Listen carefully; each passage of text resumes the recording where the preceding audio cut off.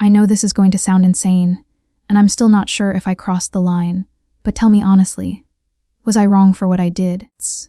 Because right before my ex-fiancé humiliated me in front of everyone, I made one quiet little switch that changed everything. I swapped the engagement ring, the 12,000 diamond he bought me, with a cheap imitation that looked exactly the same.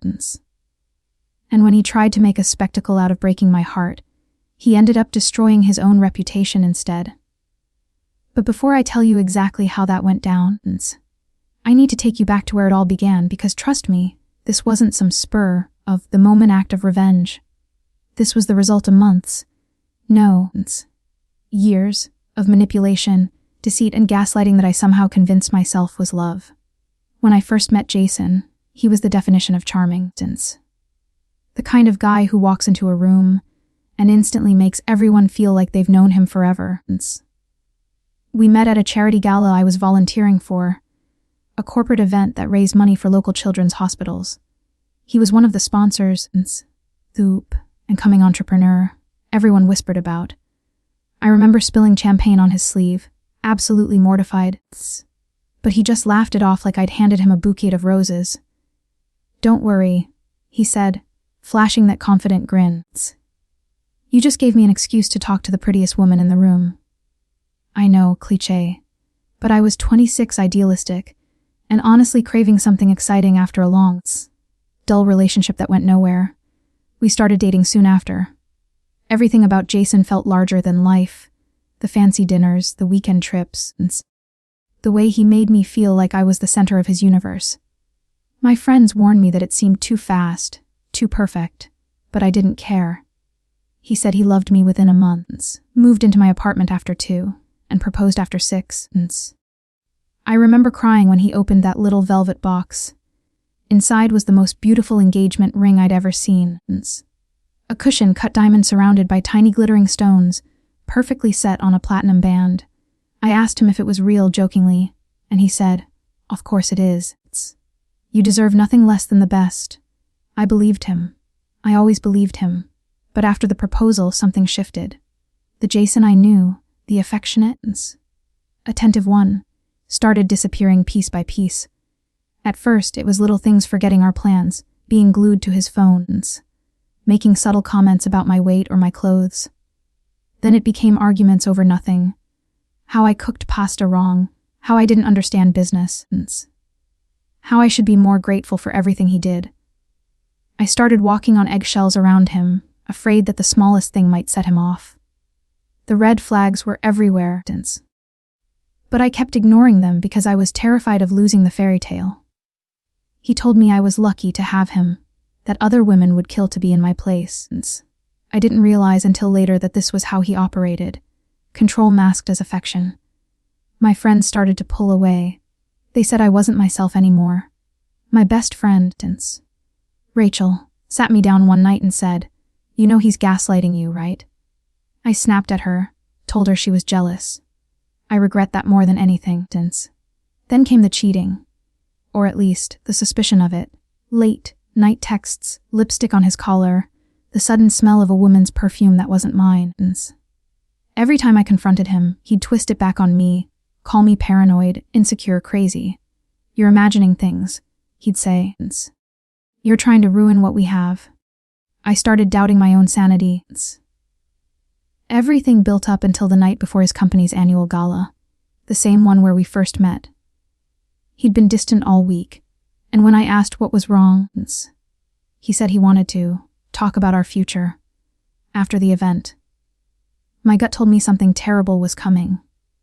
So I did what I never thought I'd do. I went through his phone, and there it was, dozens of messages between him and one of his employees, Claire.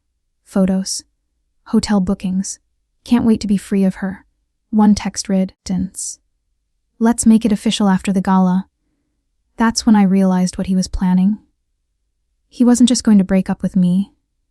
He was going to humiliate me, in front of everyone. My family, his colleagues, our mutual friends.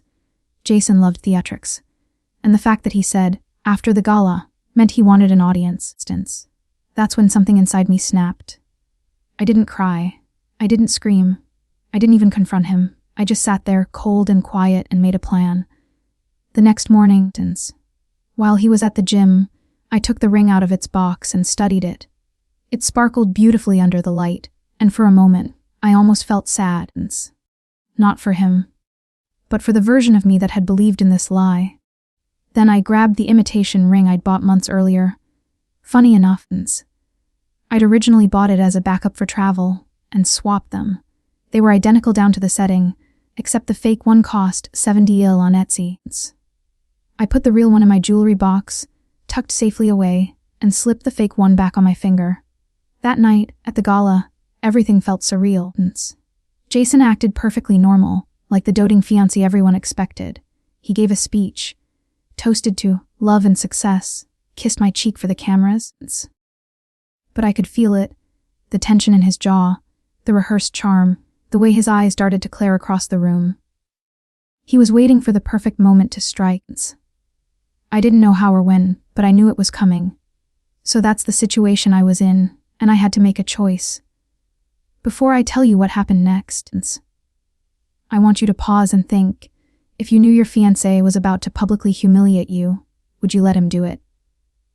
Or would you take matters into your own hands? Even if it meant crossing a line, comment below what you would have done, because honestly, I still wonder if I went too far. The music was soft, the champagne was flowing, and people were laughing. Then Jason tapped his glass with a spoon, getting everyone's attention. I want to say something, he announced, standing beside me. My stomach clenched. Cameras turned, people hushed. He took my hand dramatically and smiled that fake, rehearsed smile. This woman, he said, has been my world since. But sometimes love changes. Sometimes two people grow apart. I froze. A murmur rippled through the crowd. Rachel, standing near the bar, looked at me with wide eyes. Jason continued, his voice dripping with false sincerity. I've realized recently that honesty is better than pretending. And while I'll always care for you, distance. I can't lie anymore. I can't marry someone who doesn't understand me the way she does. He pointed subtly toward Claire. Gaps filled the room. I could feel everyone's eyes burning into me, pity and shock mixing like poison. But before he could finish his little performance, I did something I hadn't planned. I smiled, calmly, collected. I took off the ring and held it up. You know what, Jason, I said, my voice steady. You're right. You deserve someone who understands you perfectly. Then I dropped the ring into his champagne glass. The crowd gasped. Oh, I added. And maybe she'll appreciate this more than I ever could. Jason blinked, thrown off. What are you? He grabbed the glass, trying to fish out the ring. But it slipped, hitting the marble floor with a sharp clink. Someone picked it up for him, and he stared at it in confusion. Then his face twisted. This isn't. He turned pale. This isn't real, he blurted, his voice cracking. This is fake. The room went silent. You could hear a pin drop. Claire's face turned red. Someone laughed nervously. I tilted my head, feigning surprise. Fake, are you sure? I said sweetly. Because you're the one who gave it to me. I looked around at the crowd. I guess even your promises are cheap. Huh. He lost it. Right there, in front of everyone, distance. Jason started stammering about how it must have been swapped, that he'd bought the real one, that I must have done something. His boss, his investors, his friends, they all looked mortified. The same man who had prided himself on being the picture of class was now red-faced, shouting accusations that made him look like a lunatic. Security eventually had to escort him out after he threw a glass against the wall. I left the event quietly, head held high. Rachel followed me outside, speechless for a moment before bursting into laughter. Please tell me you planned that, she said. I just smiled. Let's just say I stopped believing his lies a while ago. The fallout was brutal for him. News of his meltdown spread fast. Videos of his outburst went viral on social media, especially after someone posted the caption, CEO freaks out after fiancé exposes his fake engagement ring. He tried to tell people I'd switched it, but no one believed him. His reputation as the suave entrepreneur was ruined. Investors pulled out of his company, Claire. She dumped him within a week when she realized his rich man image was collapsing. Meanwhile, I quietly sold the real ring, the genuine one, for nearly 11,000. I used part of it to pay off my student loans, and the rest to fund a solo trip to Italy, something I'd always wanted to do, but never could while under his control. For the first time in years, I felt free. A few weeks later, he tried reaching out. First angry texts, then desperate apologies. He said he missed me, that he'd made a mistake, that he wanted to start fresh. I didn't even respond. I just sent him a photo of me in Rome, standing in front of the Trevi fountain, with the captions, "Thanks for funding my freedom." He blocked me after that. Looking back, I know some people will say what I did was petty. Maybe it was. But when someone tries to destroy your dignity publicly, you either crumble, or you fight back in a way they'll never forget. And trust me, he'll never forget. I don't regret it, not for a second. Sometimes revenge doesn't need shouting or violence. Sometimes it's quiet, deliberate, poetic. I didn't just take back my power that night. I reclaimed every part of myself he'd tried to break. So, was I wrong for what I did? Would you have done the same thing? Because honestly, I think there's a difference between revenge and justice. And after everything he put me through, I'd say this was justice.